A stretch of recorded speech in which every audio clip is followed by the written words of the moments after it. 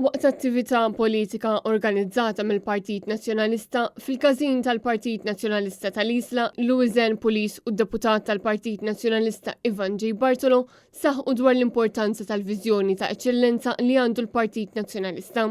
Louisen Pulis, kandidata tal-Partit Nazzjonalista għall-elezzjonijiet tal-Parlament Ewropew, qalet li residenti tal-Kottonera jinsabu inċerti dwar numru ta' proġetti, fosthom id-dar tal-anzjani ta' Bormla. Louisen qalet ukoll li għandna gvern batitudni ta' assedju, gvern batitudni ta' minn mhux magħna huwa kontra tagħna, u gvern li qed jipprova jeqret kull kritika.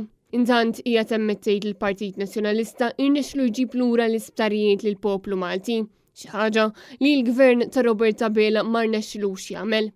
Il-Partit Nazzjonalista ġab lura l-isptarijiet għal-poplu. U koll waqqaf is-ser ta' mijiet ta' miljuni fis-sena mill-poplu. Dan għamlu mill-oppożizzjoni.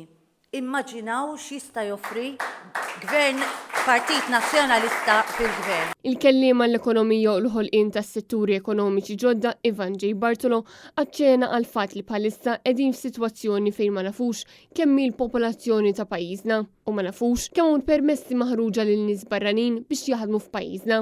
Huwa sostna wkoll li issa wasal iż-żmien li bis-serjetà naraw kemm qed jgħixu n-nies fi flett wieħed, però mhux biss. Irridu naraw ukoll se jsir minn dawk li ma jkunux jistgħu jibqgħu jgħixu fi flett wieħed, hekk kif il-gvern għadu ma ħareġ bl-ebda soluzzjoni. Waqt li temm jgħid li l-Partit Nazzjonalista huwa partit li lest li jgverna dan il-pajjiż.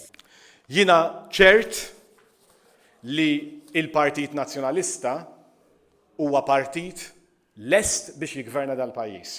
Għalhekk ir-riċetta tal-Partit Nazzjonalista hija riċetta li lilek li qed tismana verament se tik il-ġustizzja li jistoqlok. Marija Borġ, Net News.